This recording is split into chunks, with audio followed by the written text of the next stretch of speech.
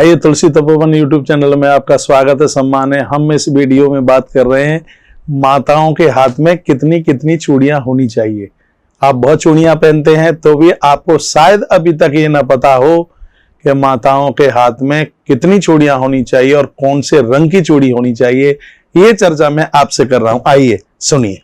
सबसे पहले तो मैं निवेदन करूंगा, आज की उस फैशन को देखिए जहां एक एक कड़ा डाल करके अपना काम चलाते हैं और ऐसी फैशन बनी है कि माताओं ने, बहनों ने चूड़ियों को दरकरार कर दिया है। एक बात मैं आपको निवेदन करूंगा, घर में यदि सोवड़ हुई है तो उसकी शुद्धि तब तक नहीं होती है जब तक माताएं अपने हाथ में चूड़ियां नहीं पहन लेती। बच्चों का जन्म होता है तो वहां से चूड़ियां आती हैं, तब उनको चूड़ियां पहना दी जाती हैं। तो एक कोई ज्यादा शुभ बहुत मांगलिक कार्यक्रम है, उसमें देखिए बच्चों का जब जन्म हुआ है उस समय हरी चूड़ियों को पहनने की बात कही गई है। बच्चों का विवाह हुआ है, ऐसा कोई फंक्शन है, उसमें लाल चूड़ियों की बात कही गई है, पीली चूड़ियों की बात कही गई है। और शायद ये आप पहली बार सुनेंगे, माताओं के हाथ में नीली चूड़ियों की भी अपने आप में बहुत बड़ी महिमा है। नीली चूड़ी को संयमता के प्रतीक में लिया गया है, लाल चूड़ी को शौर्य के प्रतीक में लिया गया है, हरी चूड़ियों को अपने पवित्र चरित्र को संयम के रूप में लिया गया है। देखो ये चूड़ी का कितना बड़ा विज्ञान है, इस बात को लोगों को बताइए, किसी को पता नहीं है। इसमें वर्षाने में एक सेठ जी रहते थे और उन सेठ जी ने भगवती राधा रानी को अपनी बेटी मान लिया।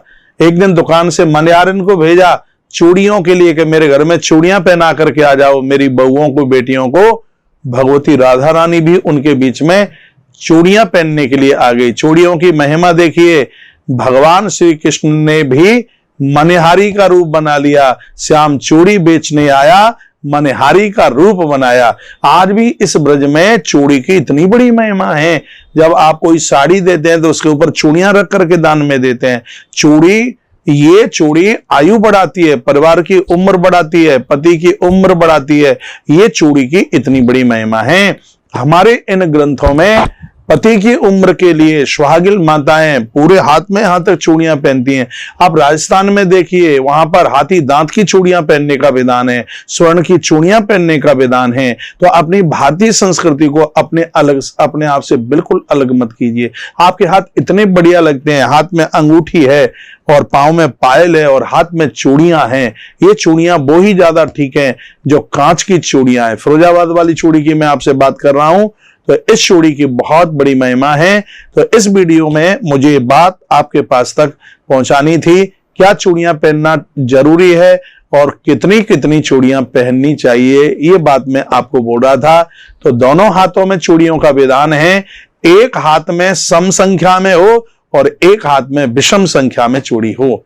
तो जो बायां हाथ है माताओं का, इसमें विषम संख्या में 3, 5, 7, 9, 11 और इस हाथ में, दाहिने हाथ में है चूड़ी 2, 4, 6, 8, 10 इस तरीके से। यानी बाएं हाथ में विषम संख्या में चूड़ी और दाहिने हाथ में सम संख्या में चूड़ी। और वह चूड़ी आपको कितना आनंदोत्मग्न करती है।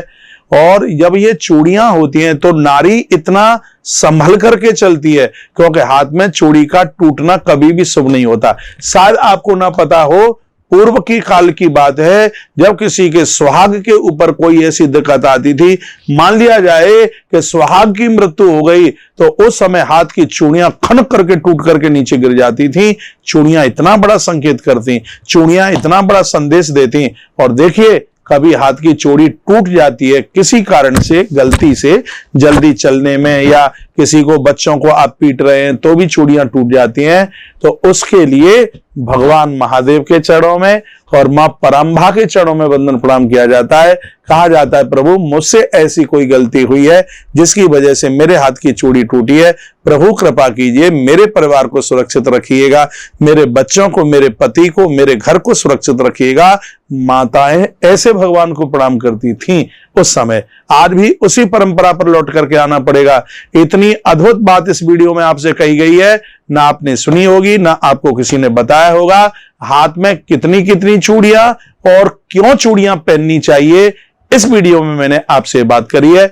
मेरी सभी माताओं ने, बहनों ने, बेटियों ने इस वीडियो को सुना है, मेरे भाइयों ने भी इस वीडियो को सुना है, तो ये बातें अपनी घर पर मां को बताइए, ये बात अपने घर पर पत्नी को बताइए, बेटी को बताइए, बहन को बताइए।